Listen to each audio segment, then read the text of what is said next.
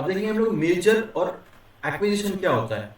देखिए मिर्जर मतलब कि कंपनी ए है, यहाँ पे डायग्राम है तो मैं इस पे समझाता हूँ।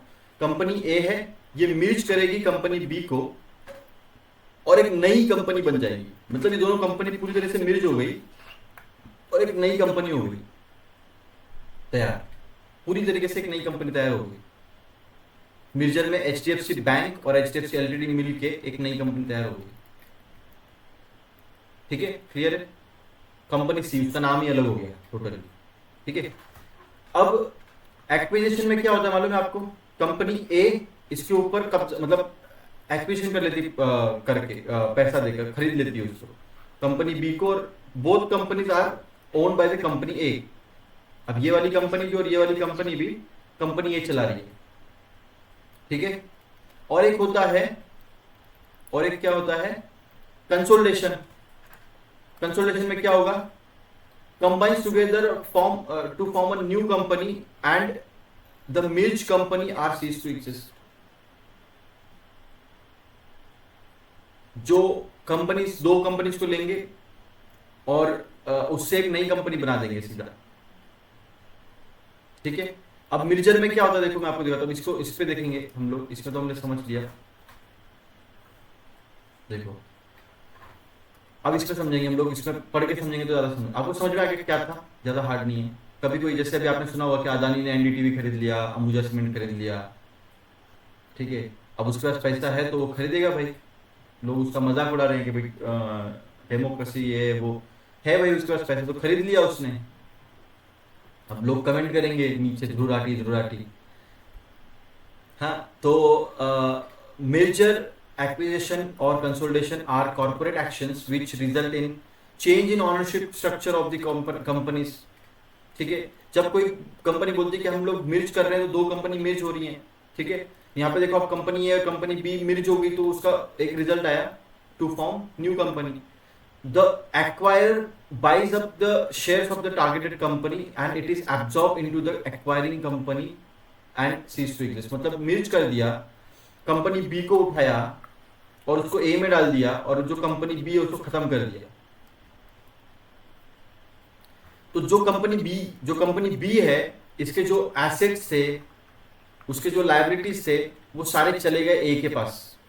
इसको एक्चुअल में यहाँ पे ए लिखना था, ये डायग्राम गलत था। ठीक है, कंपनी ए, तो जो कंपनी ए है वो रहेगी, जो कंपनी बी थी वो चली गई। तो मिर्ज कर लिया मैंने उसको, अपने में मिर्ज कर लिया, मतलब उसका नामो निशान खत्म हो गया। ठीक है, सिंपल बात है। ए कंपनी है, बी कंपनी है, ए वाली कंपनी है, बी वाली कंपनी को खा गई, उसमें पैसा दे दिया, उसको जो ऑनर थे उसको ले लिया, उसके जो एसेट थे, उसके जो लायबिलिटीज सब ले लिया, सब कुछ मेरा है। उसका जो लोन है वो भी मैं पे कर दूंगा, जो लायबिलिटीज है वो भी मैं कर दूंगा। एक और चीज इसमें रहती है कि इसमें कैश इक्विवेलेंट नहीं पाना जाता है। एंटरप्राइज वैल्यू याद है आपको? एंटरप्राइज वैल्यू याद है ना? नहीं याद है, जिन लोगों को नहीं पता तो वो लोग पिछले सेशन जाके देख सकते हैं, सीखने को मिलेगा, बहुत कुछ नॉलेज मैंने दिया है यहाँ पे। तो मिर्जर में ये होता है। ठीक है, जैसे कि एचडीएफसी बैंक ने एचडीएफसी एलटीडी दोनों को, दो मिर्ज हो गए और एचडीएफसी एलटीडी खत्म हो गई, एचडीएफसी बैंक भी जिंदा है, खत्म। Acquisition, to take over the acquiring company. Acquisition मतलब क्या हो गया कि दूसरे कंपनी को खरीद लेना बट उसको चलने देना। टेक ओवर करना, acquiring the company acquires all of the substantial portion of the stock of the targeted company, ले लिया। both entities typically continue to exist। दोनों भी जो कंपनी है वो अपना अपना काम करेंगी, दोनों चल रही है। देखो यहाँ पे ए और बी दोनों चल रही हैं, तो इसको बोलते हैं एक्विजिशन। इसमें कोई भी एसेट लायबिलिटीज नहीं आएगा, वो अपना अपना काम करेगी, अपना काम। जैसे कि अदानी ने क्या कर दिया, एनडीटीवी खरीद लिया। अब एनडीटीवी का सब अपना खरीद ली, लेकिन सब एनडीटीवी अपना ऑपरेशन वैसे ही चल रहा है जैसे चल रहा है, लेकिन अदानी अपना कर रहा है। अंबुजा सीमेंट खरीद लिया, क्या अंबुजा सीमेंट और एनडीटीवी खत्म हो गए क्या उसके बाद में खरीद? तो उसको बोलते हैं एक्वाइजिशन। तो जैसे यहाँ पे लिखा है Tata Motors acquisition of Jaguar land rover, ये कंपनी अभी भी एग्जिस्ट करती है। ठीक है, मैंने लिखा है यहाँ पे अदानी और अंबुजा। इन कंसोलिडेशन क्या होता है, companies combine together to form a new company. इसका एग्जांपल मैं अगर बताऊं आपको, Vodafone Idea, Vodafone plus Idea, और वो बन गई वोडा आइडिया, जो भी उसका नाम अभी है मुझे नहीं पता, उन्होंने एक नाम कर दिया। राइट। ये बैंक ऑफ बड़ौदा का है, विजय बैंक और देना बैंक, दोनों दोनों को करके बैंक ऑफ बड़ौदा। ठीक है, क्लियर है इतना? I hope this make sense. अब ये क्यों किया जाता है यार, ये मोटिव क्या होता है इसको M&A merger और एक्विजिशन का मतलब क्या है, क्यों किया जाता है इसको? सिनर्जी, एक तो आप साथ में मिलके देखो, ईच कंपनी में हैव डिस्टिंक्ट एफिशिएंसीज, तो जो दोनों कंपनीज की एफिशिएंसीज हैं जो वो कंबाइन करके एक अच्छा रिजल्ट आ सकता है। जैसे कि देखो, जब जियो आया था, जियो आया, उसने क्या करा, एयरटेल को बहुत बड़ा धक्का दे दिया, वोडाफोन को दे दिया धक्का, ठीक है, आइडिया को दे दिया धक्का। ठीक है, अब वोडाफोन आइडिया ने बोला कि देखो भाई, कुछ चीजें मेरे पास है, कुछ चीजें तुम्हारे पास है, हम दोनों एक हो जाते हैं, हम लोग एक कंपनी एटलीस्ट टिक तो पाएंगे इसके सामने। अगर सिंगल सिंगल रहेंगे तो हम कुछ नहीं कर पाएंगे, राइट। तो और एयरटेल ने क्या कर दिया, खुद को बचा लिया वहां पे। अब कुछ तो ऐसे हैं जो स्विमिंग पूल में सबसे नीचे हैं, जो कि है टाटा डोकोमो, गई वो कंपनी, राइट। समझ में आ रहा है ना आपको मैं क्या बोलना चाह रहा हूँ? स्विमिंग पूल के नीचे मतलब वो देखा है ना, वो एक मीम है जिसमें वो माँ एक बच्चे को ऊपर चलती है, जो जियो, फिर नीचे एक बच्चा साइड में डूबता है, वो एयरटेल, वोडाफोन, और ये वो बच्चा है, सॉरी ऐसा समझ सकते जो डूब रहा है।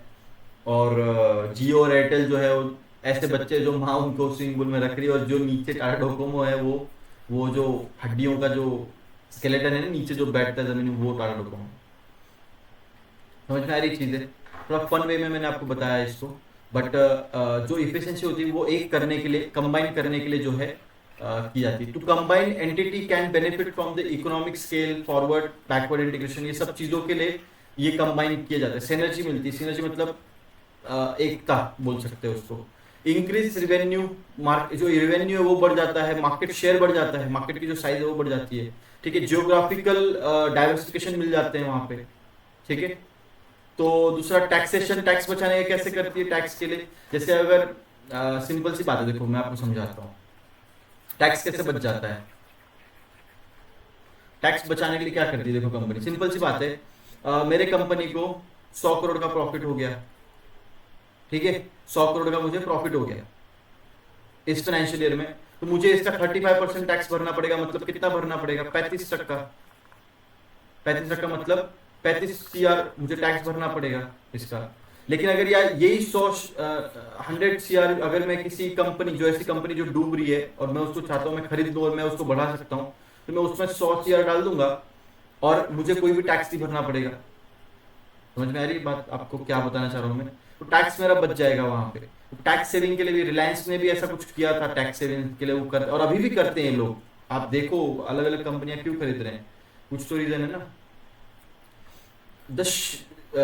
आप बाकी इसको पढ़ लो, ठीक है। आगे, the share holding patterns of the listed company may change due to the substantial acquisition share voting rights by the acquirer and the person acting in concern with the acquirer.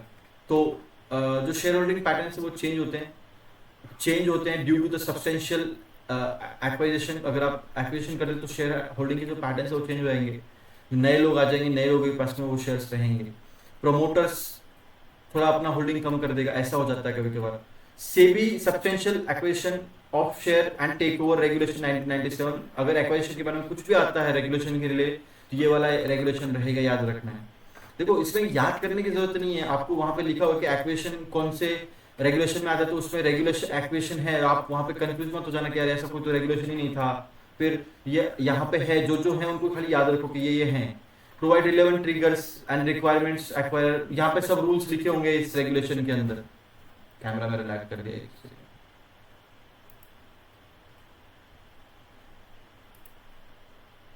Just a second ना। सो यहाँ पे देखेंगे अगर हम अब लोग हम यहाँ देखो, Reliance industry approaches CCI for Viacom Star merger. तो वाईकॉम स्टार मिर्जर को आप हमारे में डाल दो, मिर्ज कर दो, ठीक है। Eraaya life space submits proposal for the 100% of equity acquisition of the US based Ebix. तो इबिक्स को खरीदने की इराया इरादे में है। तो ये अब आपको समझ में आ रहा है, पहले समझ में नहीं आ रहा था, अब आपको समझ में आ रहा है। लेकिन ये क्या करेगा, एक्विजिशन करेगा, मिर्जर नहीं करेगा, मतलब उसको चलने देगा अलग से और अपना भी काम चलने देगा। एक्विजिशन होता तो ये क्या करता है, ये स्टार कॉम को खरीदना चाहती है। जैसे जैसे आपको अगर मैं बोलूं कि मिर्जर का एक एग्जांपल दूं मैं आपको, अगर अगर वैसा हुआ नहीं वो मिर्जर, शार्क टैंक में अमन गुप्ता है, अमन गुप्ता बोलता है हैमर के जो आया था, हैमर का जो ऑनर आया था उसको बोलता है कि आप जो है अपनी कंपनी मुझे बेच दो। तो वो क्या करता, वो वो एक्वेशन करता या मिर्जर करता। अब अगर उसको हैमर को पूरी तरह खत्म करना होता तो वो एक्वेशन कर क्या बोलते हैं उसको मिर्ज कर लेता। पर अगर उसको हैमर भी चलाना होता साथ में तो वो क्या करता, जो है उसको एक्वेशन करता।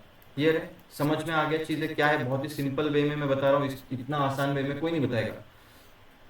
डीमर्जर और स्पिन ऑफ, तो अब कोई कंपनी है उसमें से एक पार्ट निकाल देना उसको बोलते हैं डीमर्जर। मतलब जैसे अभी हम लोग तीन कंपनी को मिला के मिर्चर कर रहे थे, या दो कंपनी को मिला के एक मिर्च कर रहे थे, अब एक कंपनी से दो कंपनियां निकलेंगी बाहर। समझ में आ रहा है? इसको बोलेंगे डीमर्जर और स्पिन ऑफ। याद रखना, डीमर्जर को स्पिन ऑफ बोला जाता है। कभी एग्जाम में स्पिन ऑफ आएगा, कभी एग्जाम में स्पिन ऑफ आएगा, डीमर्जर आएगा। The spin off mostly spin off आता है, ठीक है। The spin off occurs when the company craves one or more of its existing business on the separate company। अगर कोई कंपनी है उसको उसको अलग से क्रेव कर रही है कि मुझे इसको अलग करना है, अलग एक कंपनी बनाना है इसको, तो वो उस टाइम पे डीमर्जर करेगा उसका। In case of spin-off, the shareholder on the record date will eligible to receive the shares in the new company in proportion in the share they held the parent company। ठीक है, तो जो parent company में जिस proportion में उसको hold करते हैं शेयर्स को, उसी शेयर्स में कर जाएगा। तो यहाँ पे दे रखा है डायग्राम, एबीसी नाम की एक बड़ी कंपनी थी, उसमें से तीन जो है कंपनियां निकल गई। इसका एग्जांपल अदानी एंटरप्राइजेस, आपको पता है कि उसमें से रिन्यूएबल एनर्जीज निकल गई कंपनी, तो अदानी ग्रीन एनर्जी नाम से एक अलग से बन गई, उसमें से निकल गई। वैसे ही अदानी एंटरप्राइजेस में से जो है पोर्ट, पावर एंड ट्रांसमिशन अलग कर दिया उन्होंने। ठीक है, तो एंटरप्राइज अलग हो गया, पोर्ट अलग हो गया, पावर हो गया। तो इसके लिए बहुत सारे अदानी के शेयर्स हो गए। अभी बहुत सारे अदानी के शेयर्स हो गए, मतलब बहुत सारा इक्विटी अभी अलग अलग लिस्टेड है, अलग अलग शेयर्स लिस्टेड है, तो अलग अलग पैसा रेज किया उन्होंने। इसके लिए अदानी की जो है इतनी नेटवर्थ हो गई है। ठीक है, लेकिन डेट टू इक्विटी रेशो बहुत बैड है, वो मैंने आपको बताया है। Sorry, debt to equity ratio बहुत बैड है उसका। इतना भी नहीं है बैड, पर है बैड कि जो सही नहीं है, जो अच्छा नहीं है कंपनी के लिए पैसा डालने के लिए। इन्वेस्टर, एज ए इन्वेस्टर आपको उसमें पैसा नहीं डालना चाहिए।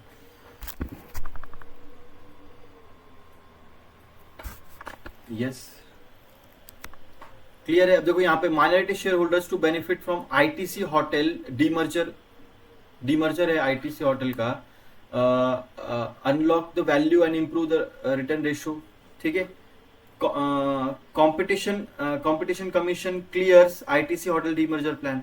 जो कंपटीशन कमीशन है वो उन्होंने क्लियर किया आईटीसी होटल का डीमर्जर करने का। तो आईटीसी में से आईटीसी होटल निकल रहा है बाहर, ये बताया जा रहा है। ये समझ में आ रहा है आपको?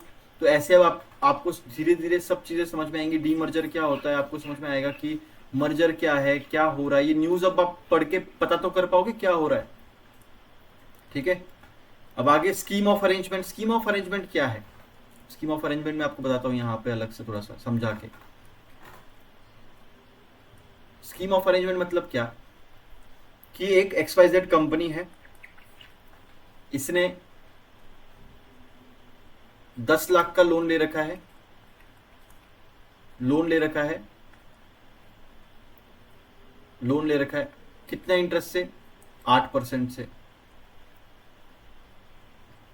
एक एग्जांपल बता रहा हूं, 8% से इसने लोन लेके रखा हुआ है। तो अब जब ये कंपनी ये लोन को नहीं दे पाती है, पैसे को वापस नहीं कर पाती है उसके लेंडर्स को, जो लेंडर्स हैं जिन्होंने ये पैसा दिया है इसको, अब कंपनी का काम है इसको वापस देना, वो नहीं दे पा रही है, पैसा जो है वापस नहीं दे पा रही।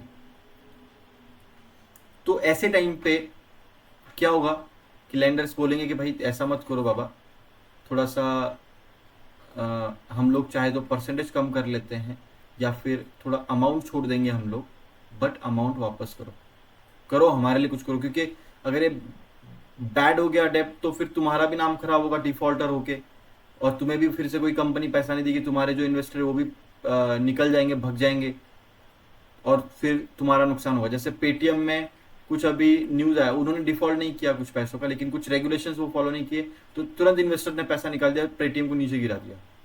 वैसे ही अगर कोई न्यूज आ गई डिफॉल्टर की तुम्हारे ऊपर, तुम्हारा नुकसान हो जाएगा। तो कंपनी बोलती नहीं नहीं नहीं भाई, डिफॉल्टर का हमें टैग नहीं चाहिए, आप क्या करो, आप जो है आ जाओ, हम लोग बैठते हैं, हम लोग स्कीम ऑफ अरेंजमेंट करेंगे, और उस स्कीम ऑफ अरेंजमेंट में हम लोग डिस्कस करते हैं कि क्या ये परसेंट कितना कम हम लोग दे पाएंगे, और ये अमाउंट थोड़ी कम कर लो, या फिर थोड़ा सा जो स्पैन है, जैसे अभी लोन आपको 10 साल में देना है तो वो बढ़ा के आप 20 साल कर दो, बाकी सब सेम रहेगा। फिर तो ये इससे क्या होगा कि जो अभी अमाउंट हमारा जो EMI 10 लाख के ऊपर जो आ रहा है वो 10,000 का आ रहा है, तो वो EMI 5,000 हो जाएगा, तो हम लोग कहीं ना कहीं पे वो अमाउंट वापस दे पाएंगे। ये किसके केस में हुआ था मालूम है आपको? ये हुआ था जो विजय माल्या है उसके केस में ये हुआ था। उसने 2 से 3 बार स्कीम ऑफ अरेंजमेंट मंगवाई थी उसके किंगफिशर कंपनी के लिए, क्योंकि उसके पास में पैसे बचे नहीं थे। उसने ऐश में मज़ा में बहुत इतने उड़ा दिए थे, पैसे बचे नहीं थे। अब बैंक बोल रही थी कि भाई तू पैसा दे, वो स्कीम ऑफ अरेंजमेंट कर करके उसने पैसा। अभी अगर आपको एक वीडियो है नीतीश राजपूत, मैं आपको सजेस्ट करूंगा नीतीश राजपूत का विजय माल्या का विजय माल्या का वीडियो देखो। उसमें उसने बहुत अच्छे से बताया, देखो आप एक बार, उसमें उसने बताया कैसे डिफॉल्ट किया था उसने। और ये देखने वाला वीडियो है, मस्ट वॉच वीडियो है। तो उसमें उसने डिस्कस किया था कि कैसे विजय माल्या ने डिफॉल्ट किया, और स्कीम ऑफ अरेंजमेंट करके कैसे उसको चांसेस दिए गए उस लोन को रिपेमेंट करने के लिए, लेकिन एंड तक उसने नहीं दिया, वो उसने डिफॉल्ट किया ही, और वो डिफॉल्टर उसको घोषित कर ही दिया गया एंड में। तो जो स्कीम ऑफ अरेंजमेंट होती है उसको हम लोग अब पढ़ेंगे, क्या है देखते हैं। आई होप आपको कंसेप्ट समझ में आ गई है, राइट? कंसेप्ट आपको समझ में आ गई है, मैं गेस कर रहा हूँ। देखो, some companies may fail to fulfil its obligation, जो ऑब्लिगेशंस हैं डेब्ट के वो फुलफिल करना वो नहीं कर पाते हैं इट्स क्रेडिटर्स, और टू द जो क्रेडिटर्स है जो पैसे दे रखे जिन्होंने उनको, या फिर to certain class of share holders, या शेयर होल्डर्स हैं, या जो बॉन्ड के लिए जिन्होंने पैसा दिया है वो लोग हो गए। Failure of redeem of preference share holder, जो प्रेफरेंस शेयर होल्डर उसका भी फेलियर अगर हो जाए तो यूजर इन सच conditions company under such conditions मेरे आंखों okay under such conditions company and creditors और मेंबर्स में enter into the scheme of arrangement. जो कंपनी है और जो क्रेडिटर है, या जो जिन्होंने पैसा दिया, लैंडर से जो पैसा दे के बैठे हैं, वो लोग एक स्कीम में चले जाएंगे, उसको बोलेंगे scheme of arrangement to settle the issue, ये इशू को सेटल करने के लिए। स्कीम ऑफ अरेंजमेंट ये आता है एग्जाम में, चांसेस है high. Scheme of arrangement is court से मॉनिटर हुई हुई सेटलमेंट है, प्रोसेस है between the company and it's creditors और द मेंबर्स। ये आता है कोर्ट मॉनिटर के ऊपर डैश डैश होता है, कोर्ट मॉनिटर प्रोसेस होती है ये स्कीम ऑफ अरेंजमेंट, याद रखना है। Under the section 230 of Companies Act 2013, scheme of arrangement can be sought by the company and its creditor members. The person claiming the scheme of arrangement shall approach the national tribunal law. ये भी एक important line है बहुत, कि अगर कोई person है जो स्कीम ऑफ अरेंजमेंट करना चाहता है, जिसके पास धोखाधड़ी हुई है, वो नेशनल ट्रिब्यूनल लॉ की तरफ जाता है। National tribunal law, company tribunal law, इसका ये आंसर रहता है, आपको याद रखना है। The tribunal then arrange the meetings, और उसके बाद में मीटिंग अरेंज करके फिर वो कॉम्प्रोमाइज और अरेंजमेंट जो भी होता है। देखो, board of iris life science, जो इरिस लाइफ साइंस है, उनका अप्रूव किया है कंपोजिट स्कीम ऑफ अरेंजमेंट, ठीक है। तो जो मीटिंग है the board of iris life science की, इसकी मीटिंग जो है हेल्ड की गई है 21 मई ऑफ 24 को, has approved composition scheme of arrangement. तो ये यहाँ पे आगे उसके, अगर आप चाहो तो इसको पढ़ सकते हो खोल के कि क्या इशू है भाई, देखिए पढ़ के, तो अब आपको समझ में आ रहा होगा कि मैं क्या बोलना चाह रहा हूँ, ठीक है। अब बहुत सारे लोग ऐसे होंगे जो ये लोग कॉर्पोरेट एक्शन तो समझ लिया, आपको न्यूज टाइटल तो पढ़ पा रहे हो लेकिन अंदर न्यूज नहीं पढ़ पा रहे, तो आपको ये पूरा कोर्स देखना पड़ेगा फिर उस केस में, ठीक है। लोन रिस्ट्रक्चरिंग मतलब क्या कि भाई पहले जो लोन था उसका इतना इतना ड्यूरेशन था, ये था वो था, जो स्कीम ऑफ अरेंजमेंट होती है उसके बाद में लोन की जो है रिस्ट्रक्चरिंग होती है। लोन एंड डेब्ट restructuring is mechanism available to companies in financial distress who are unable to meet their obligation to their lenders to restructure the डेब्ट by modifying one more of the terms in the loan. तो ये जो terms है उसको थोड़ा सा आगे पीछे करके कि भाई हमारे लिए थोड़ा आप इंटरेस्ट कम कर दो, स्पैन बढ़ा दो, या फिर ये सब चीजें कर दो ताकि हम लोग वो पेमेंट कर पाए। आपका भी नुकसान नहीं होगा, हमारा भी नुकसान नहीं होगा, हमारे ऊपर डिफॉल्टर का टैग नहीं लगेगा, हमारी कंपनी टिकी रहेगी। दिस में include the amount of loan, rate of interest, ठीक है, रेट ऑफ इंटरेस्ट चेंज हो सकते हैं, अमाउंट ऑफ लोन चेंज हो सकती है, मोड ऑफ रीपेमेंट कि पेमेंट कैसे करना है, कब करना है, वो चेंज हो सकता है, फंड्स या equity in the company, company की इक्विटी से देना है तो वो भी आपको बोल देगी कि भाई इतना इक्विटी हमारा ले लो आप, ठीक है। And the repayment obligation within the payment capacity of the borrower, ठीक है। तो the restructuring exercise is to advance of the borrower and, ठीक है, देखो the restructuring exercise is having advantage to both borrowers and the lenders.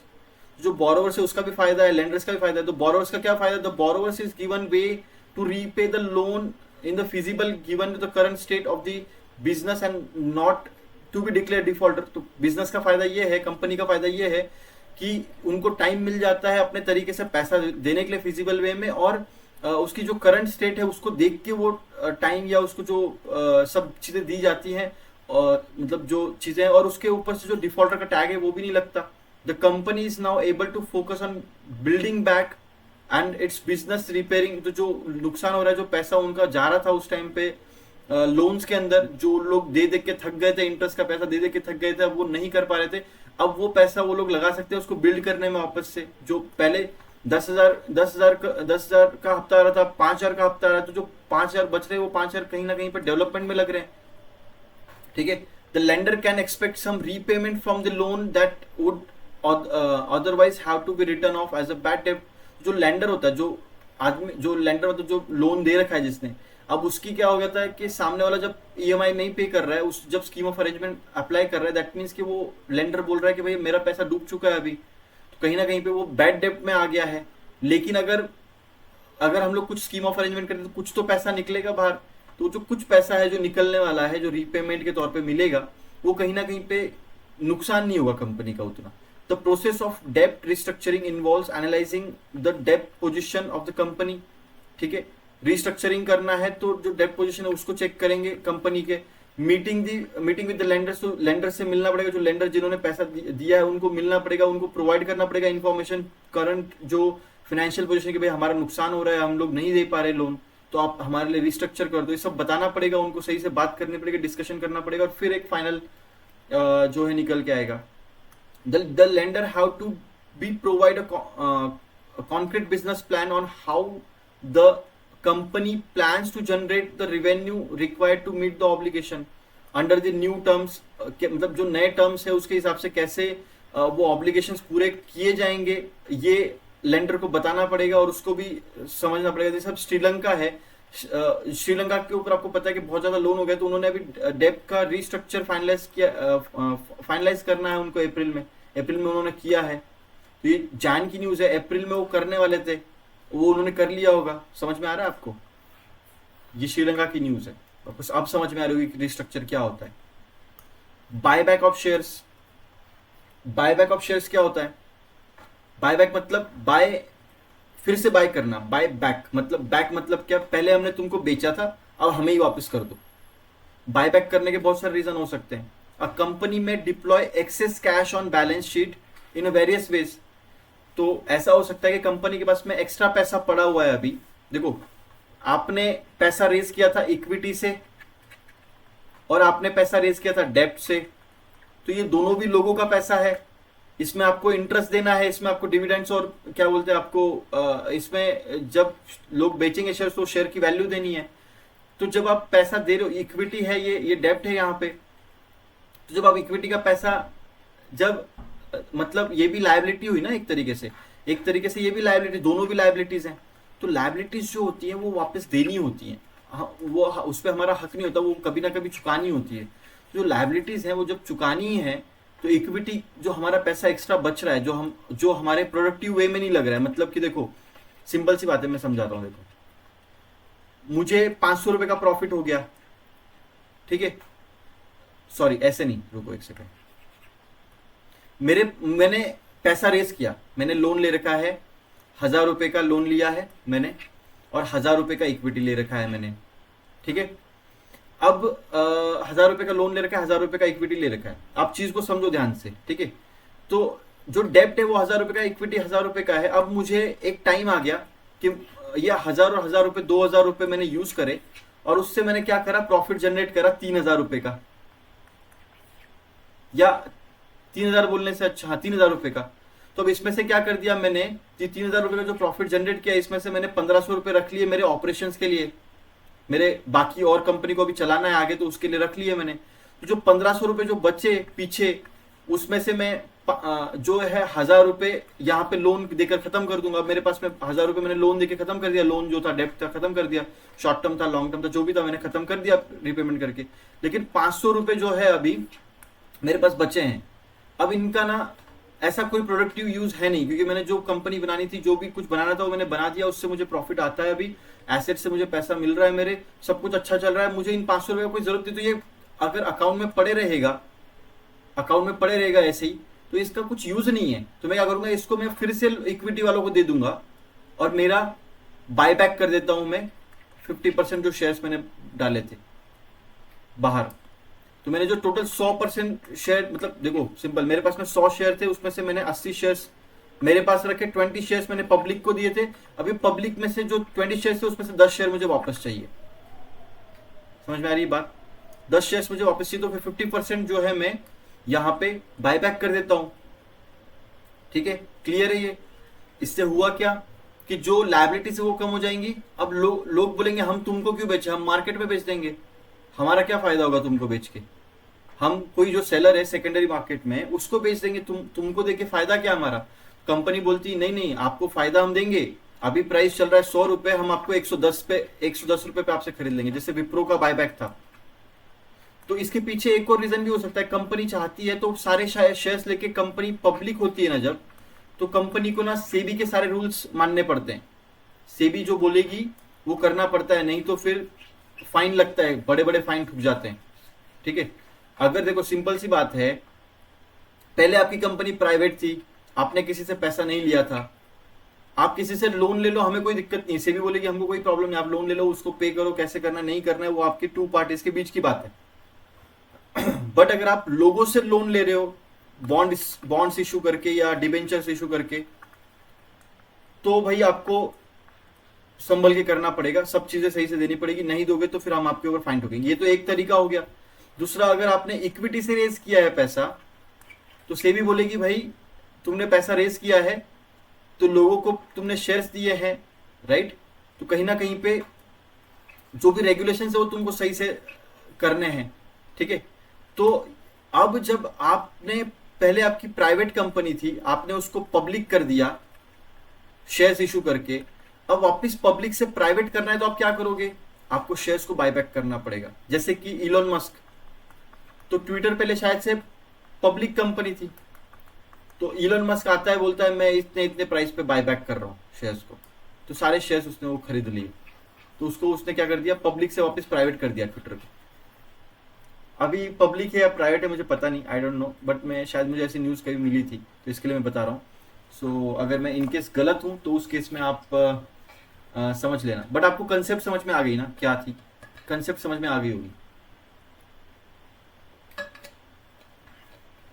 It may be used to expand business and grow और reduce its liabilities, जो कि यहाँ पे लिखा हुआ है कि अगर बिजनेस, देखो कंपनी में डिप्लॉय एक्सेस कैश, जो एक्सेस कैश है उसको दो तरीके से वो यूज कर सकती है। एक तो क्या करेगी, बिजनेस को एक्सपांड करने में उस पैसे को यूज करेगी। देखो एक तो वो डिविडेंड के तौर पे बांट देगी, इस पे 3 वे है, देखो मैं बताता हूँ। एक तो डिविडेंड के तौर पे बांट देगी लोगों में कि लो भाई तुम डिविडेंड लो तुम्हारा और खुश रहो, ठीक है, थोड़ा प्रॉफिट एक्स्ट्रा आया बांट दिया। या फिर बहुत सारा कैश पड़ा उसका कोई यूज नहीं, तो एक तो उसको बिजनेस, किसी बिजनेस और बिजनेस में पैसा डाल देगी, इन्वेस्ट करके उसको और बढ़ाएगी। ये दूसरा कर सकती है, इन्वेस्टमेंट करके, राइट, इन्वेस्टमेंट करके। और तीसरा है वो रिड्यूस इट्स लायबिलिटी, जो लायबिलिटीज हैं, जो मतलब उसके ऊपर लोन वगैरह है वो कम कर देगी bye paying the reducing the borrowings. Borrowings क्या क्या है, बोरोइंग्स आपके है डेब्ट और इक्विटी, दोनों भी बोरोइंग्स है। इक्विटी मतलब ये नहीं है कि भाई लोगों का पैसा वो भी कभी ना कभी देना है, तो वो एक तरीके की बोरोइंग्स है। मैं नहीं चाहता हूँ कि मेरा प्रॉफिट किसी पब्लिक के पास जाए। मेरी कंपनी थी, मुझे फंड की जरूरत थी, मैंने एक टाइम पे लोगों को शेयर्स दे दिए, लेकिन आज मेरे पास में पैसा है तो मैं पैसा देकर मेरे शेयर्स वापस ले लेता हूँ, क्योंकि मुझे पता है मेरी कंपनी ग्रो करने वाली है, तो मुझे कॉन्फिडेंस है उस बात का। समझ में आ गई स्टोरी? समझ में आ गई अभी? अब ये देखो, पढ़ो इसको नीचे। If it is choose the third option, ठीक है, थर्ड ऑप्शन है जो कि paying, sorry, if any and distributes the share holders. Okay, distribute तो वो तो इसमें आ गया, क्या बोलते हैं उसको, डिविडेंड में आ गया, देखो यहाँ पे लिखा हुआ है। सो डिविडेंड में बांट देगा, ठीक है। और अगर सेकंड ऑप्शन सिलेक्ट करता है तो उस केस में क्या करेगा, वो फिर से कंपनी के शेयर्स को, और if would offer a choice to share holders to have money through the selling their shares back to the business. जो बिजनेस है, जो कंपनी है, उसको फिर से तुम्हारे शेयर्स वापस दे दो, उसके बदले हम आपको थोड़ा सा एक्स्ट्रा प्राइस देंगे। जैसे कि अभी विप्रो की प्राइस 200 रुपए थी, लेकिन जो बायबैक था वो 230 रुपए पे या 240 रुपए पे था। समझ में आ रहा है? तो ये जो लोग चाहते हैं कि 240 पे बेच दें, वो चले जाता है। जैसे अगर बहुत स्टॉक कंसोलिडेट कर रहा है बहुत टाइम से, नीचे मतलब गिर गया नीचे और कंसोलिडेट कर रहा है, मूवमेंट ही नहीं कर रहा, तो कंपनी क्या करती है, बायबैक करती है। जो लोग फंस गए हैं, वो सोचते हैं कि इतने नीचे नुकसान में, तो 240 पे वो एटलीस्ट निकल जाए, इसके लिए बायबैक करते हैं। और उसका फायदा, उनका बायबैक के पीछे कुछ भी रीजन हो सकता है। ये कंपनी बायबैक के पीछे का रीजन बताती नहीं है कभी भी, और बताएगी तो भी झूठ बताएगी। जब बिजनेस चैनल के ऊपर बायबैक का रीजन बताते तो उसके पीछे कुछ भी हो सकता है। एक ये रीजन भी हो सकता है कि कि आपको पता है, जैसे कि 51% किसी का है, 49%, तो जो 51% वाला है वो मालिक है, तो 49% वाला चाहे कि उसको 51% करना है तो वो बायबैक करवा के कर सकता है ये सब चीजें, ठीक है। ये वो रिस्क वहां पे होता है। देखो अब यहाँ पे मोटिव टू बायबैक, बहुत सारे मोटिव्स हैं, उसमें से to give the value boost to the stock. Value boost कैसे मिल जाएगी, कि वैल्यू बूस्ट ऐसे मिलेगी कि अंडर वैल्यूड है स्टॉक, 200 रुपए पे चल रहा है, अब उसको बूस्ट करना है तो वो 240 पे बायबैक है, तो मतलब प्राइस थोड़ा सा ऊपर जाएगा, ऊपर एग्जीक्यूशन होगा तो प्राइस बढ़ जाएगी कहीं ना कहीं पे। Excess cash and lack of profitable investment opportunities, ठीक है, ज्यादा कैश पड़ा हुआ है और अब प्रॉफिटेबल इन्वेस्टमेंट की अपॉर्चुनिटीज ही नहीं है, तो उस पैसे का मैं क्या करूँ, अपॉर्चुनिटीज नहीं है, प्रोडक्टिविटी नहीं है, तो पैसा ग्रो नहीं करेगा, वो पड़े पड़े थक जाएगा, खराब होते जाएगा। तो इससे अच्छा मैं, कम होती जाएगी उसकी वैल्यू, तो इससे अच्छा मैं उसको वापस दे दूं, बायबैक कर लूं मेरे shares. Buyback as a confidence to building measures, तो कॉन्फिडेंस बनाना है लोगों के बीच में कि भाई नहीं, हमारी कंपनी अच्छी है, तो बायबैक करना मतलब कि विप्रो बहुत अच्छा है, ये दिखाना। Buyback as a defensive industry against the potential take over, तो कोई टेक ओवर कर सकता है, एक्विजिशन कर सकता है हमारे कंपनी का, एक्विजिशन नहीं बोल सकते, टेक ओवर मतलब हमारी कंपनी ले सकता है, तो मतलब अचानक से उसके ऊपर कब्जा कर सकता है। इससे अच्छा उसको डिफेंसिव वे में अचानक से, मतलब शेयर्स हमारी क्वांटिटी बढ़ाने के लिए वो शेयर्स किसी और के पास चले जाएं, तो हम लोग बायबैक कर लेते हैं डिफेंसिव तौर पे। Buyback to reduce equity and resultantly increase the leverage of the company, जो कंपनी का जो लीवरेज है वो इंक्रीज करने के लिए बायबैक करते हैं, रिड्यूस करने के लिए इक्विटी को, ठीक है। Buyback to diffuse the impact of dilution of promoters holding, जो प्रोमोटर्स होल्डिंग है वो डायल्यूशन हो जाती है कभी कभी, तो वो डायल्यूशन ना हो इसके लिए राइट, या फिर उसको डिफ्यूज करने के लिए बायबैक भी कर सकते हैं। तो प्रोमोटर क्या करेगा, बायबैक करेगा, और वो उसकी होल्डिंग, जो उसकी जो प्रोमोटर्स की जो होल्डिंग है वो डायल्यूट हो रही, तो वो क्या करेगा, वो बोलेगा कि भाई मुझे एक सीआर शेयर्स वापस दे दो, लोगों से लेने हैं, तो वो पैसा दे देगा उसके लिए, और उसके लिए शेयर लेगा, तो उसकी जो होल्डिंग्स है, उसकी जो वोटिंग राइट्स है वो डायल्यूट नहीं होंगे। क्लियर है ये? Hope it makes sense for you and it's easy to understand. मैंने आपको बहुत ही अच्छे से इजी वे में समझाया। While every management talk about positive impact of buyback minority share holders on the minority share holders के लिए, देखो जब आप किसी बिजनेस पे जाते हो, आप किसी कंपनी के मालिक हो और आपने बायबैक किया है, तो आपको टीवी चैनल वाले ये पूछेगा कि सर आपने बायबैक किया, पर उसके पीछे का रीजन क्या, और उसके पीछे का, उसकी वजह से माइनॉरिटी स्टेक होल्डर को कोई दिक्कत तो नहीं हो रही है, तो आप उसको बड़ा चढ़ा के बताओगे नहीं हमने उनका सोच के ये किया है, वो किया है, ये सब चीजें। It is very difficult to ascertain the management intention on the buyback of the share. Hard है वो पता करना कि क्यों बायबैक किया गया है, ये पता नहीं चलता है उसके पीछे का। तो रिसर्च एनालिस्ट का काम है वो ढूंढना, पर वो 100% सही होगा ये जरूरी नहीं है। Buyback of the share can be done only out of the reserve and the surplus. तो बायबैक का जो पैसा है, देखो सिंपल सी बात है, अगर मैं बायबैक कर रहा हूँ शेयर्स को, तो जो रिजर्व है पैसा या सरप्लस है उसी से मैं बायबैक कर सकता हूँ। ऐसा नहीं कि मैं कहीं और से पैसा लाके बोलूँ कि मुझे बायबैक करना है, ऐसा नहीं हो सकता। कहीं से भी पैसा लेके आऊं और मैं बायबैक करूं शेयर्स को, लोगों से खरीदूं, नहीं, इट्स नॉट लाइक दैट। हमें सरप्लस और रिजर्व से ही उसको करना है with the company. The shares bought back are extinguished by the company within the stipulate time frame and that leads to the reduction in the share capital. Share capital का reduction होगा। क्यों reduction होगा share capital का? क्योंकि वो पैसा लोगों के पास जाएगा ना। शेयर्स जब खरीद रहे वापस से, तो वो पैसा किसके पास जाएगा? वो शेयर कैपिटल कम होगा और वो लोगों के पास जाएगा। लोग बायबैक करेंगे, मतलब बायबैक ऑफर एक्सेप्ट कर रहे हैं, दैट मीन्स कि वो लोग दे रहे हैं अपने शेयर्स को, तो उसके बदले उनको पैसा मिल जाएगा। टू बी, और वो शेयर कैपिटल क्या था? पहले सरप्लस में पड़ा था, जो कि उसका कोई यूज नहीं था, जो मैंने आपको बताया एक्स्ट्रा पैसा पड़ा, उसका कोई यूज नहीं था। इसके लिए आपको इतना डिटेल में मुझे लगता नहीं किसी ने बताया होगा। ये कंसेप्ट समझने के बाद में मुझे लगता नहीं है कि इसके आगे आपको कभी इसमें इश्यूज आने चाहिए, इतना वेल एक्सप्लेन ये है। To be eligible for the share buyback a company should not have defaulted any. देखो, डिफॉल्ट नहीं करना है पेमेंट में, इंटरेस्ट रेट्स में, प्रिंसिपल में, डिबेंचर में, फिक्स डिपॉजिट, इन सब में आपको, बोरोइंग्स, रिडेम्पशन प्रेफरेंस में, इसमें कोई डिफॉल्ट नहीं करना है। अगर आप इसमें डिफॉल्ट कर देते हो तो कहीं ना कहीं पे आपको अलाउड नहीं रहेगा आप बायबैक करने का शेयर का। क्योंकि अगर आप बायबैक कर रहे हो, दैट मीन्स कि आपके पास में एक्स्ट्रा पैसा पड़ा हुआ है आपकी कंपनी के पास में, और वो एक्स्ट्रा पैसे से आप बायबैक कर रहे हो। बट अगर आपके पास में एक्स्ट्रा पैसा पड़ा है, तो आप जो रीपेमेंट की अमाउंट है, डिफॉल्ट कर रखा है आपने, जो इंटरेस्ट की अमाउंट है, वो क्यों नहीं दे रहे हो? उसके पीछे कोई और कंपनी डिफॉल्ट में चली जाएगी आपकी वजह से। तो वैसा नहीं होना चाहिए, ठीक है। बस हो गया ये इतना। ये अभी आप आगे आप पढ़ लो इतना, मेरा गला सूख गया बता बता के चीज़ों को, ठीक है। सो स्मॉल कैप फर्म, ये वैसे इजी रहेगा। The share can be bought using tender method by making offer existing share holder proportionate. क्या है? सिंपल ही है, बुक बिल्डिंग प्रोसेस होती है, उससे लिया जाते हैं शेयर्स। इसके 3-4 मेथड्स होते हैं। देखिए, जैसे कि proportionate basis from the open market, आप ओपन मार्केट से ले सकते हो, बुक बिल्डिंग से ले सकते हो, या फिर थ्रू द स्टॉक एक्सचेंज ले सकते हो। ये लिखा हुआ है। The company needs to pass the special resolution.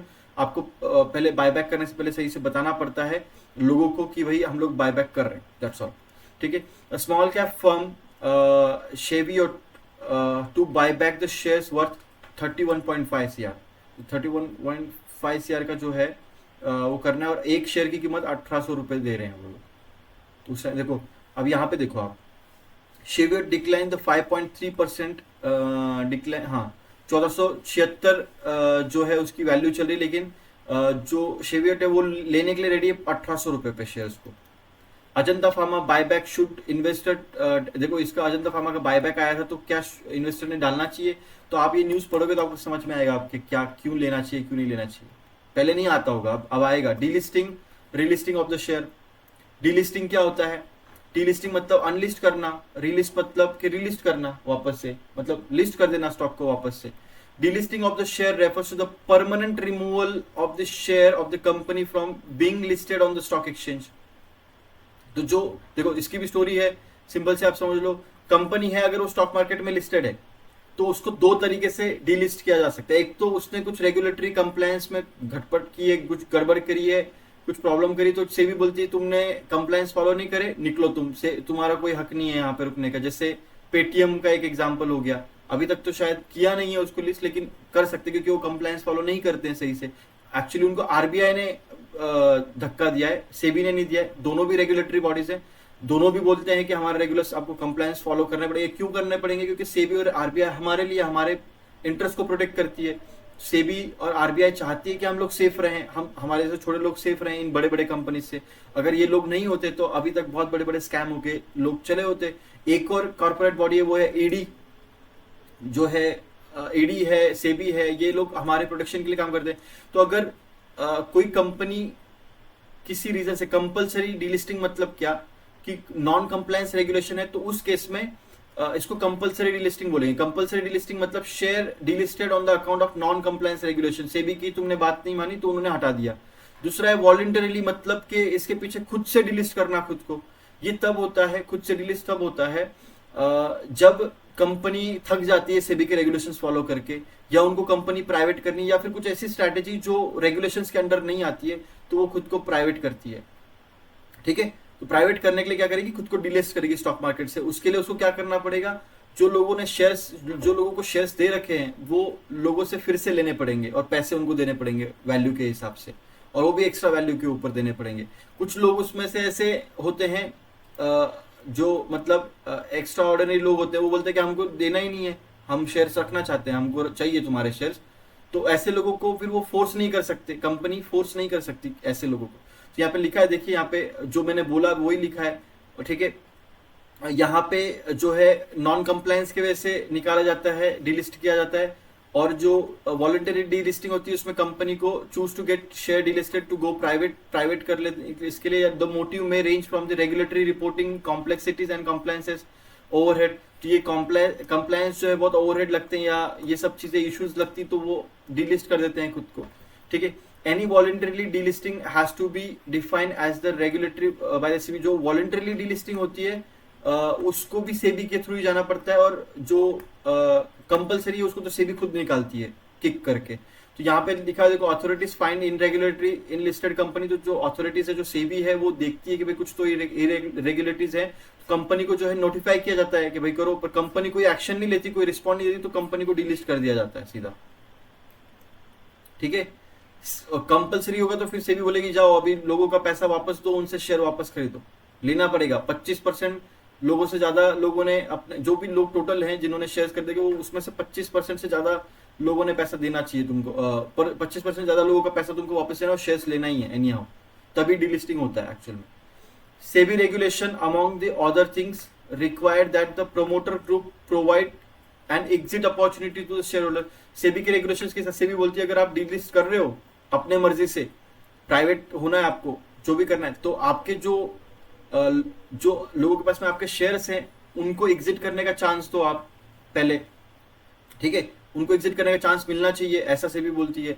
To promote to the promoter और the promoter group should invite bid to acquire the shares through the reverse book building. तो reverse book building से वो shares वापस खरीदे जाते हैं। Under this system the promoter need to specify the reverse book building क्या है। Book building मतलब कि जब शेयर्स लिस्ट होते हैं तो बुक बिल्डिंग के थ्रू वो जाते हैं अंदर। मैंने बता रखा है पहले, आईपीओ होगा, आप सेशन देखो उसके अंदर मैंने बताया। First chapter I guess 3rd या 4th पॉइंट आपको देखना है जाके, चैप्टर नंबर 1 फर्स्ट या 3rd पॉइंट, उसमें आपको बुक बिल्डिंग के बारे में बता रखा है। तो बट इसमें रिवर्स बुक बिल्डिंग होती है, ठीक है। Under the system the promoter need to specify the floor price. उसमें आपको एक फ्लोर प्राइस बतानी पड़ती है, जो प्रमोटर जो ले रहा है वापस से सब शेयर्स को, जो कंपनी का मालिक है, उसको एक फ्लोर प्राइस, जो नीचे वाली प्राइस है, और शेयर उस हिसाब से बिड लगाते हैं और उस हिसाब से फिर बाय और सेल होता है। The promoter can accept the bid price और reject the cancel the delisting plan और प्रोवाइड काउंटर ऑफर्स। देखो, एक तो ये हो सकता है कि सामने वाला बोलेगा कि हम आपको शेयर्स इतने में बेचेंगे, हम कंपनी बोल रही है हमारी कंपनी हमको प्राइवेट करनी है, तो जो सारे शेयर जो पब्लिक में हम लोग वापस लेना चाह रहे हैं लोगों से, तो लोग बोल रहे हैं जो हम लोग उसको ये ऑफर देंगे कि हम लोग 110 पे ले लेंगे शेयर्स, पर ये बोलती है, पब्लिक बोलती है 110 नहीं 120 पे लो, हमको 10 रुपए एक्स्ट्रा दो। तो ये अगर रिजेक्ट करती है 120 को, अगर इसको रिजेक्ट करती है तो कंपनी को प्लान ही कैंसिल करना पड़ेगा। सेबी बोलती है लोगों के हिसाब से, लोग जो चाहते हैं पैसा वो दो तुम उसको, अगर डीलिस्ट करना चाहते हो तो, समझ रहे हो।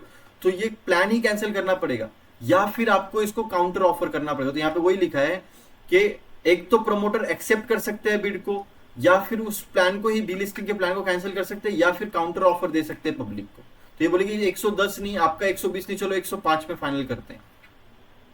ये चीज है, समझ आ गई। Voluntary delisting can be go through only the promoter holdings in the entity cross the 90%। ठीक है, जब प्रमोटर्स की होल्डिंग जब 90% से ऊपर चली जाएगी फिर से, तब वो डिलिस्ट होगा। 10% रह सकता है, क्योंकि देखो क्या है, 10% लोग ऐसे हैं कि जो नहीं मानेंगे, उनको पता ही नहीं कि डिलिस्ट हो चुकी कंपनी, और वो जो 10% लोग हैं उनको चांस मिलता है 1 साल तक कि वो अपना 1 साल के बीच में कंपनी को जाके शेयर्स बेच सकते हैं, ठीक है।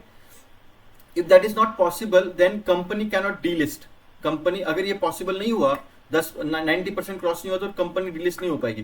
Further at least 25% of the public share holder should participate in the reverse book building. तो जो रिवर्स बुक बिल्डिंग की जो प्रोसेस है उसमें 25% शेयर होल्डर्स होने चाहिए, नहीं तो वो माना नहीं जाएगा, वो सेबी उसको अलाउड नहीं करेगी डिलिस्ट। तो डिलिस्ट करना बहुत हार्ड है, एक बार घुस जाओगे वो तो भी आसान, लेकिन निकलना बहुत हार्ड हो जाएगा आपके लिए, क्योंकि फिर आप लोगों के आगे भीख मांग मांग के थक जाओगे कि हमें शेयर्स वापस दे दो। लोग बोलेंगे नहीं देना, जाओ क्या करना करो, ठीक है। पर वैसे तो देखो डीलिस्टिंग की न्यूज आ जाती है ना ऑनलाइन, तो लोग भी डर जाते हैं, दे ही देते हैं। बट मैं बता रहा हूँ कुछ लोगों को पता ही नहीं होता, क्योंकि कॉर्पोरेट एक्शंस लोगों को समझ में नहीं आती। अब आपको समझ में आने लगी है, तो इसके आगे आपके लिए फायदे वाली रहेगी।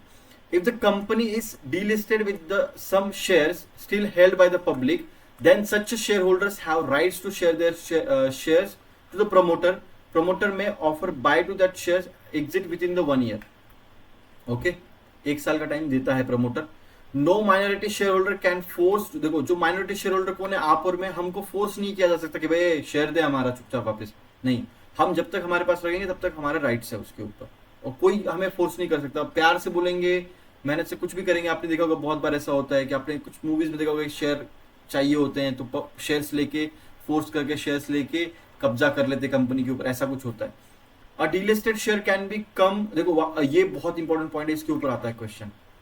जो डीलिस्ट हो गया ना शेयर एक बार, और इसको वापस से रीलिस्टिंग करना है, मतलब फिर से एक और बार मार्केट में लेके आना है, तो उस टाइम पे सेबी के कुछ नियम है। उस ये नियम रेगुलेशन 2009 डीलिस्टिंग और इक्विटी शेयर्स के रेगुलेशन में लिखा हुआ है कि जो वॉलंटरी मतलब खुद से गया था, वो 5 साल बाद में फिर से रिलिस्ट कर सकता है खुद को।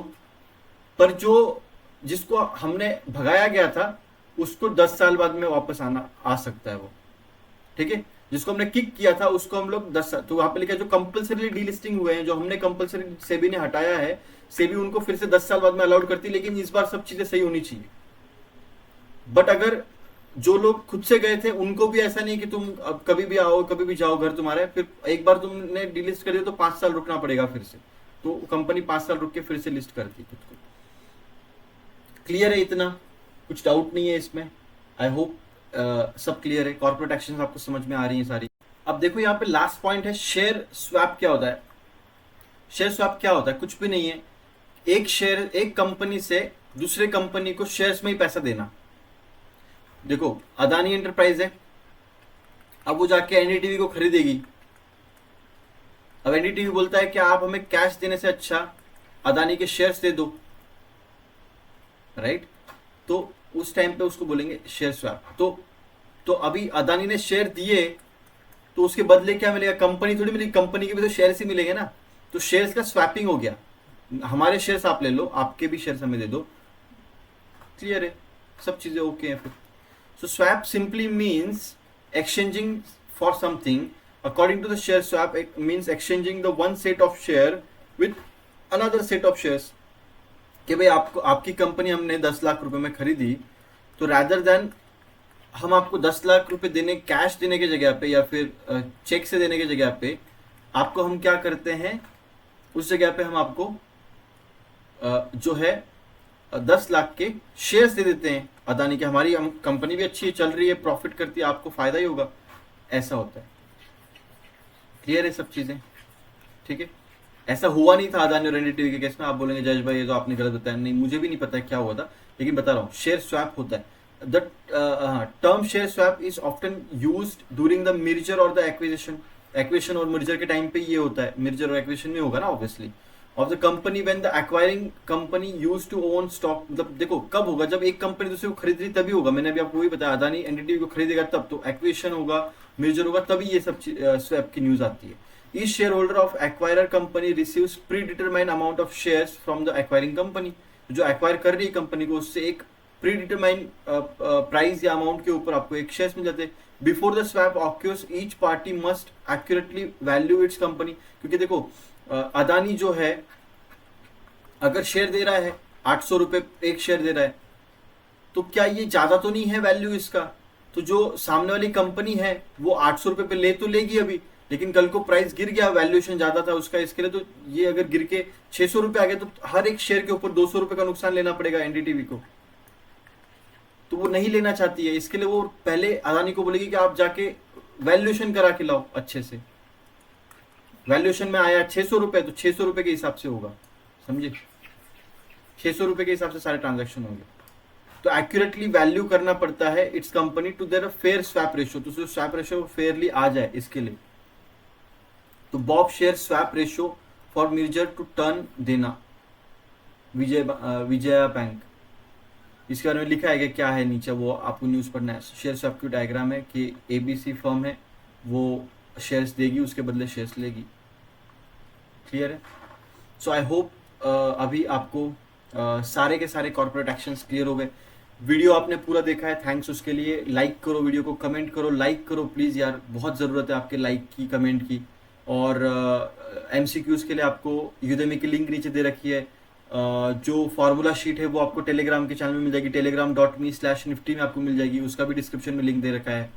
उसके अलावा आपके जो डाउट्स है, जो भी क्वेश्चन आप कमेंट्स में पूछ सकते हो, मैं आंसर करूंगा। आपके जो डाउट्स आप ट्विटर पे पूछ सकते हो, ट्विटर पे फॉलो कर लो मुझे, ठीक है। आप व्हाट्सएप पे पूछ सकते हैं, सब जगह पे पूछ सकते हैं, सब जगह पे आपको मैंने एक्सेस दे रखा है, ठीक है। उसके अलावा जो टेक्निकल एनालिसिस का कोर्स है उसको आप ज्वाइन करो। अगर आपको ये फंडामेंटल्स के सारे ट्रिक्स समझ में आ गए बट आपको टेक्निकल एनालिसिस के बारे में कुछ पता नहीं है, तो उस केस में कहीं ना कहीं पे बहुत बेनिफिशियल रहेगा आपको। तो आप दोनों एनालिसिस करके एक स्टॉक को पता कर पाएंगे और एक अपना करियर जो है इन्वेस्टिंग में या फिर इंट्राडे ट्रेडिंग में भी बना सकते हैं। तो कोर्स में सब चीज़ें, इंट्राडे की स्ट्रैटेजीज मैंने शेयर किया, आप चाहो तो उसको ज्वाइन कर सकते हो, उसका भी लिंक डिस्क्रिप्शन में। उसका प्राइस थोड़ा ज़्यादा है लेकिन उसके कंसेप्ट भी बहुत अच्छे हैं और उससे आप पैसा बना सकते हो, तो वो रिकवरी भी होता है। सो कहीं ना कहीं पे टेक्निकल एनालिस्ट कोर्स आपके लिए करना वर्थ है। ये जो कंसेप्ट है मैंने आपको बहुत अच्छे समझाए हैं, सिखाए हैं, उससे भी कहीं ज़्यादा एक्सपर्ट मैं टेक्निकल एनालिसिस में हूँ, तो कहीं ना कहीं पे आपके लिए वो बेनिफिट रहेगा, वो नॉलेज आपको मेरी तरफ से मिलेगा, मैं 100% देने की कोशिश करूँगा। तो thank you so much for watching और मिलते हैं फिर नेक्स्ट वीडियो में।